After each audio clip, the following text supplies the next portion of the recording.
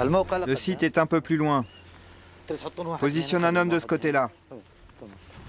Un deuxième là-bas, de ce côté-là, et un dernier au fond.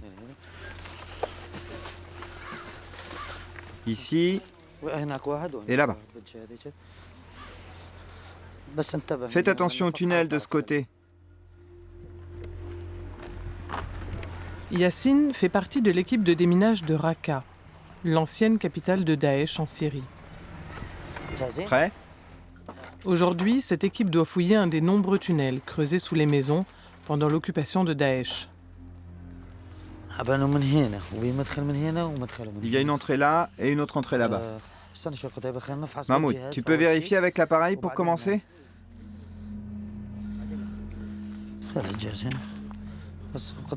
Kouteba, tu peux descendre maintenant.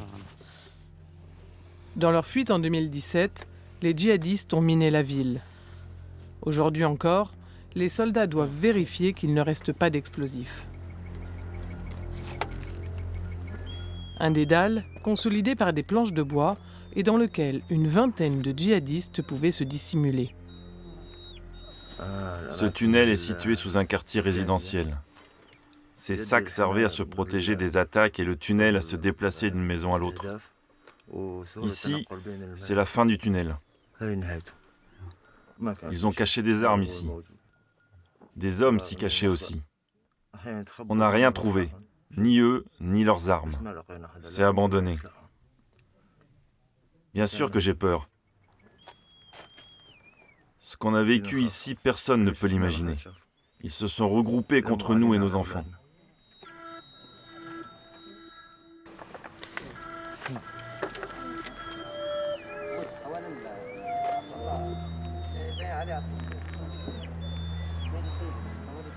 Épargnée par le tremblement de terre qui a dévasté le nord-ouest de la Syrie début février, Raqqa est pourtant largement détruite.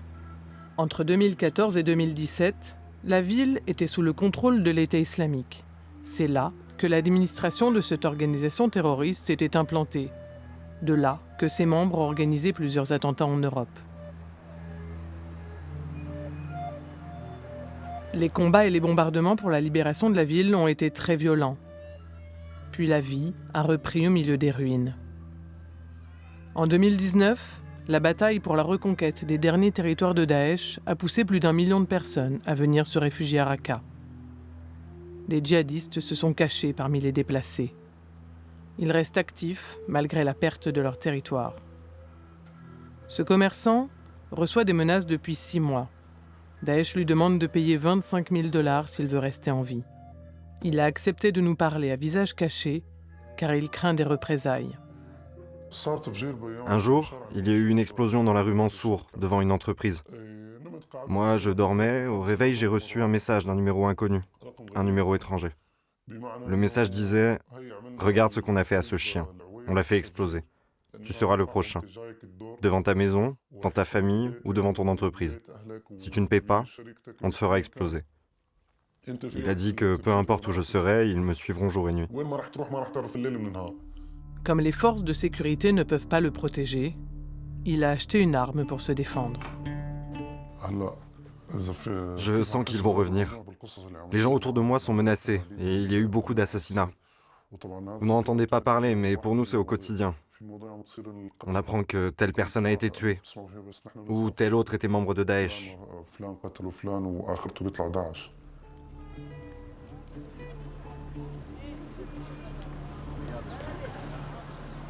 La région autonome du nord-est syrien est gérée aujourd'hui par les forces démocratiques syriennes qui ont vaincu Daesh en 2017.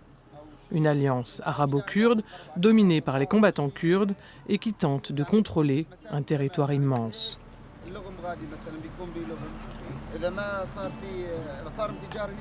L'administration autonome fait des raids contre les djihadistes.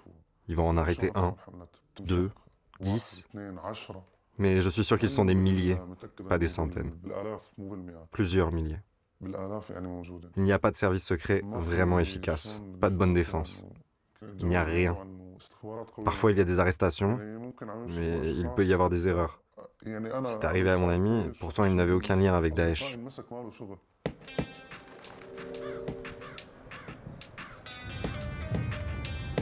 Depuis un an, l'organisation a attaqué 2 prisons où ses membres étaient détenus. Plusieurs centaines d'entre eux ont réussi à s'échapper. À chaque fois, les soldats américains présents dans la région sont venus soutenir les forces de sécurité. Mais cet appui reste bien faible au regard de la menace. Depuis 2022, selon les autorités locales, Daesh a déjà mené plus de 200 attaques contre les forces de sécurité. Ces violences ont fait 150 morts. Le général Mazloum Abdi est kurde. C'est le commandant en chef des forces démocratiques syriennes.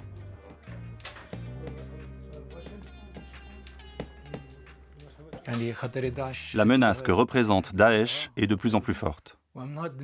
L'année dernière, nous avons tué beaucoup de combattants. Et pourtant, ils sont de plus en plus nombreux. Il y a une raison à cela.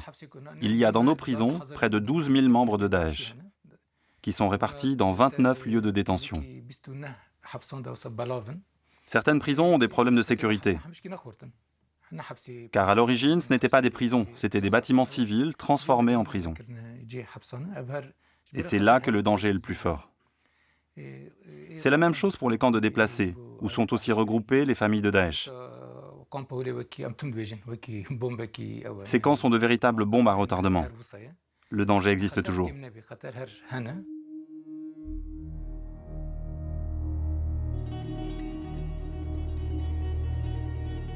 Comme ici, à 200 km de Raqqa. Le camp de Hol est difficile à définir, à la fois prison pour djihadistes et refuge pour déplacés. Au début de la Révolution, en 2011, de nombreuses familles syriennes sont venues se protéger sous ces tentes blanches. Mais depuis 2019, elles se sont retrouvées mélangées aux familles de djihadistes arrêtés lors de la bataille finale contre Daesh. Aujourd'hui, plus de 50 000 personnes, hommes, femmes, enfants, vivent ici. Et la population ne cesse de grandir au fil des naissances. Un camp difficilement contrôlable pour les forces de sécurité. Que tous les camarades se préparent. On va passer dans tous les secteurs. S'il arrive quelque chose, on se protège, mais on ne se replie pas.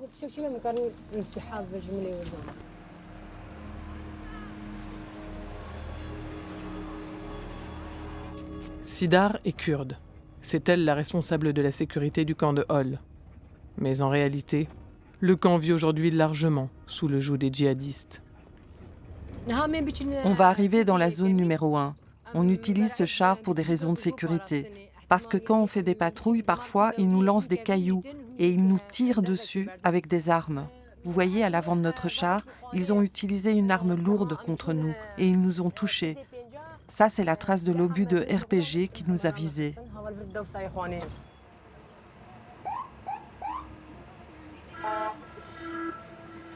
Pourtant, en 2019, après l'arrivée des djihadistes dans le camp, les forces de sécurité ont divisé celui-ci en secteurs pour différencier les nationalités et surtout classer les détenus en fonction de leur dangerosité. L'an dernier, selon une ONG internationale, au moins 42 personnes ont été tuées dans le camp de Hol, la plupart par des membres de Daesh. Ici, l'État islamique a recréé une sorte de mini-califat et impose toujours sa loi.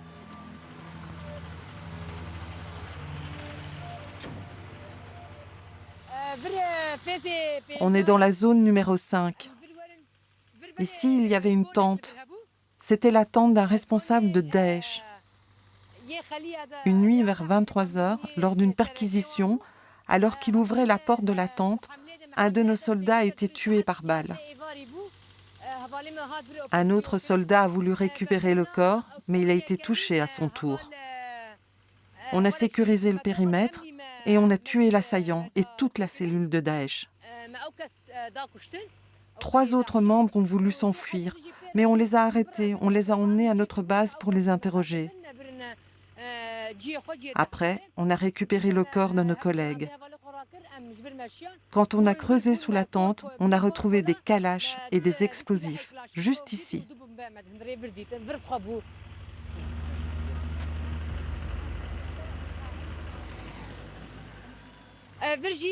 Venez voir. Ici, avant, il y avait une grande tente de 5 mètres carrés de surface. Dans cette tente, ils endoctrinaient les enfants avec des livres sur l'idéologie de Daesh. Nous avons donc détruit la tente. Dessous, ils avaient creusé un tunnel pour pouvoir prendre la fuite. On l'a détruit également.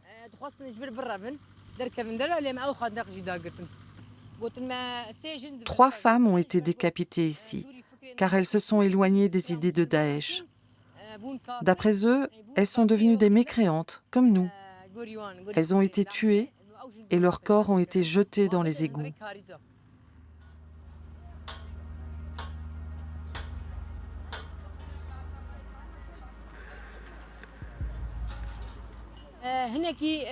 Tous les habitants de ce camp ne sont pas des djihadistes. Il y a des innocents parmi eux. Certains ont dû les suivre sous la menace, comme certaines femmes qui ne partagent pas les idées de Daesh, mais qui se retrouvent ici car leur mari est un membre de Daesh. Elles ont été forcées d'épouser un djihadiste. Elles devaient rester avec leur mari. Elles n'avaient pas d'autre choix.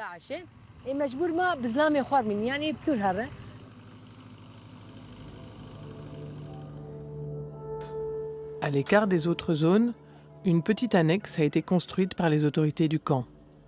Une sorte de refuge. Son entrée est dissimulée, car tous ceux qui vivent ici ont été menacés et attaqués par Daesh.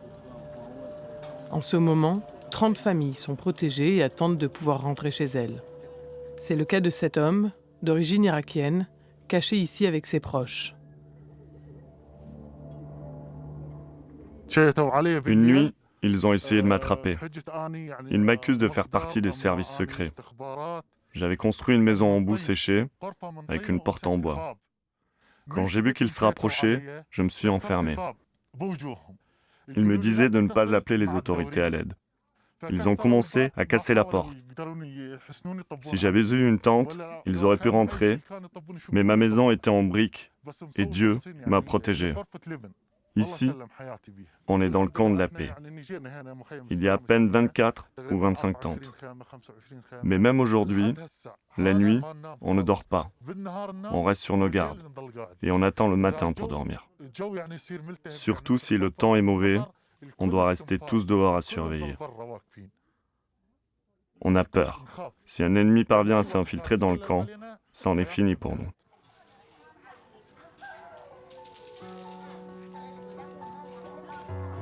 Pour protéger ces civils des violences, les autorités locales organisent la sortie de certains Syriens. Pour ceux qui ont été membres de Daesh ou leurs proches, le processus est plus long. Il faut d'abord vérifier qu'ils n'ont plus aucun lien avec l'État islamique.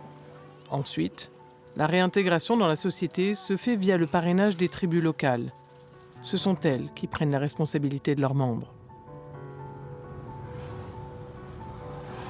À Raqqa, l'association Oxygène a été créée par les habitants de la ville. 2 fois par mois, des représentants des grandes tribus se réunissent avec des membres des associations locales pour discuter des dossiers en cours. Ils ont déjà accompagné 900 femmes de djihadistes et leurs enfants sortis du camp de Hol. Nous avons listé toutes les familles qui sont venues nous voir. On les enregistre et on va leur rendre visite. Et on voulait rendre visite à une famille, mais on n'a pas pu les trouver. Ils habitaient près de l'hôpital, mais ils ont peut-être déménagé. On leur avait dit de revenir nous voir, pour qu'on puisse les enregistrer et connaître leurs besoins. Mettre en contact les familles avec les associations, franchement, ce n'est pas suffisant. Les difficultés que nous avons avec ces familles ne sont pas liées à l'idéologie de Daesh. Elles sont liées à la pauvreté et à l'absence de papier d'identité. Ceux qui sont sortis du camp de Hol sont des gens bien, et tout se passe bien. C'est pour ça qu'on demande au gouvernement local et à la coalition de faciliter la sortie de plus de personnes. La majorité de ces personnes ont de la famille ici, des proches. S'ils s'en sortent, c'est moins de pression sur la population et l'administration locale. On pourra alors se reconstruire et soigner nos plaies après la guerre. Ce n'est pas possible qu'on reste dans la situation actuelle. C'est ça que nous demandons. Fatmé travaille pour l'association Oxygène, financée par des pays européens et le Canada. Elle essaie de comprendre les besoins de ces femmes sorties des camps et de leur trouver une formation. Bonjour, comment ça va les filles?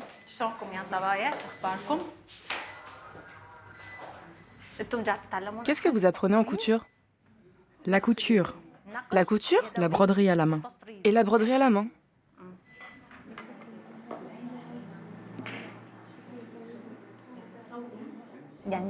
Est-ce que tu es contente de cette formation? Oui, je suis contente. Et j'ai fait une demande pour trouver du travail. Tu peux continuer la formation ici, jusqu'à ce que tu trouves autre chose. Maintenant, je vais me perfectionner en couture. J'ai vraiment envie d'un emploi. Peu importe quel travail. C'est bien, c'est bien.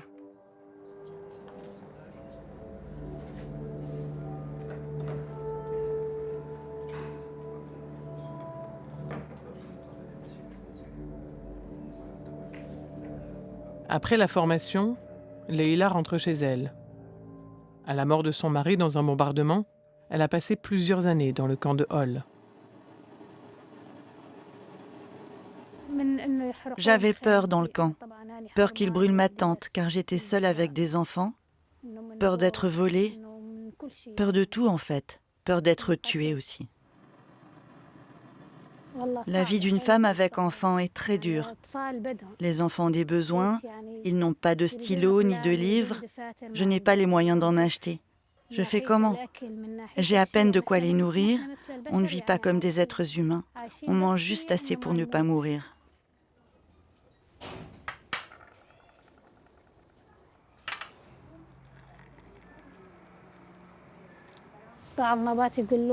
Si mes enfants ont un problème, s'ils se battent avec d'autres, le quartier va les accuser d'être des djihadistes. Mes voisins sont kurdes, ils ont encore un peu peur de moi. J'essaie, comment expliquer, de leur dire que c'est le passé, un passé révolu. Les gens qui prennent le pouvoir, tout le monde les suit, tu vois. Lorsque les Kurdes ont pris le contrôle, tout le monde les a suivis. À l'époque aussi, lorsque les djihadistes sont arrivés, on était obligés de les suivre. J'essaie de m'intégrer, de parler avec les gens, de les aider. Je fais tout pour qu'ils m'acceptent, car en fait, je n'ai rien fait.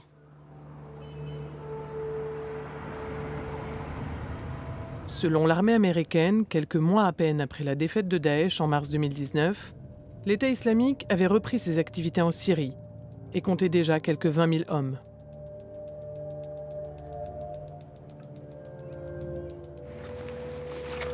Ces derniers mois, de nombreuses attaques de Daesh dans la région auraient été organisées depuis le camp de Hol.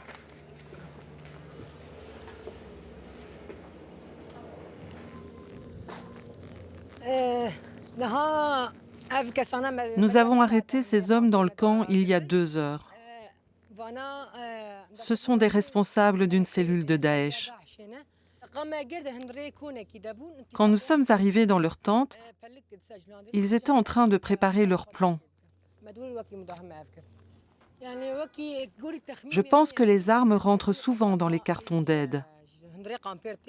Quand une vingtaine de camions arrivent au camp en même temps, on n'a pas les moyens de tous les fouiller.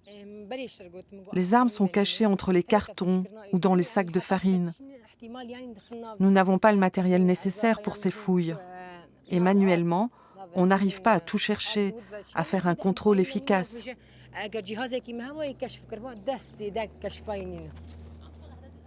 Ces hommes ont caché des armes quelque part. On va le découvrir pendant l'interrogatoire. Ils portaient des vêtements de femmes, car la plupart les utilisent pour se dissimuler dans le camp. Des accusations graves, mais impossible de savoir qui sont vraiment ces prisonniers. Une quarantaine de nationalités sont représentées dans le camp. Ils sont originaires des pays de la région, mais aussi d'Europe, d'Amérique du Nord, du Maghreb et d'Asie. En octobre dernier, Daesh a appelé ses membres à attaquer Hol pour libérer ses forces vives. Depuis, la tension a encore augmenté d'un cran. La meilleure solution maintenant, ce serait que chaque pays récupère ses ressortissants. Je ne dis pas qu'il faut les réinsérer dans la société, mais prenez-les et créez de petits camps chez vous. Nous, on s'occupe des Syriens. Mais les pays étrangers ne veulent pas, car ce sont des membres de Daesh et ils leur font peur.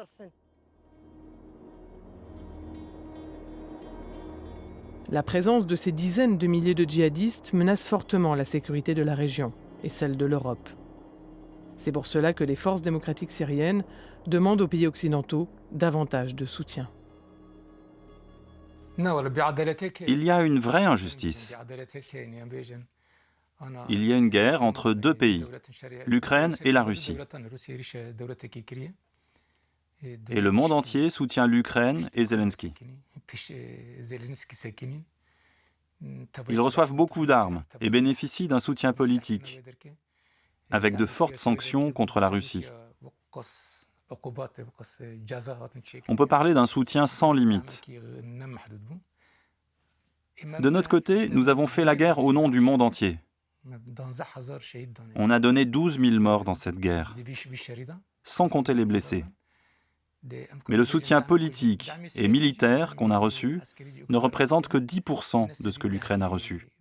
Et ça, c'est une grande injustice.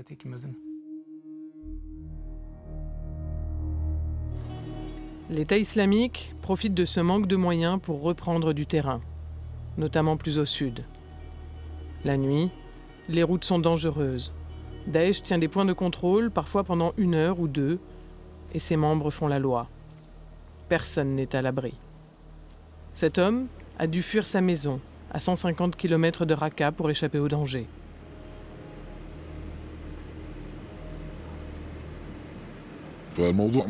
Aujourd'hui, c'est un sujet tabou.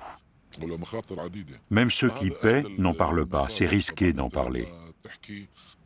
Le racket est une source importante de financement de Daesh. Tous ceux qui ont les moyens, ils payent. Les entreprises et les bazars, peut-être même des soldats aussi, ils payent. Tout ça constitue une importante source de financement.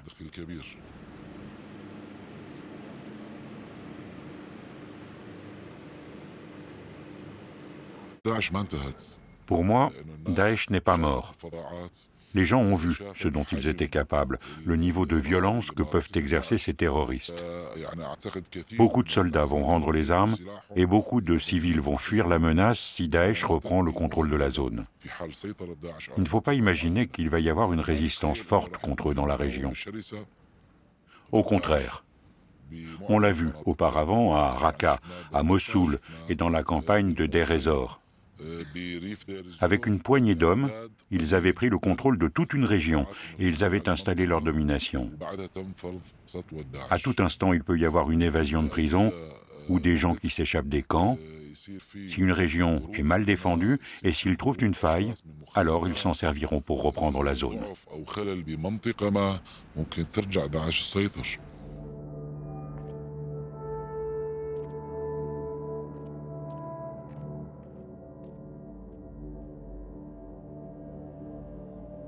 4 ans après la défaite officielle de Daesh, l'organisation terroriste a changé de stratégie. Pas de contrôle de territoire, pas de recrutement à l'international pour l'instant. Le groupe mène sa contre-insurrection localement. Sa priorité est d'abord de libérer tous ses membres encore emprisonnés, pendant que les Occidentaux ont les yeux fixés sur l'Ukraine.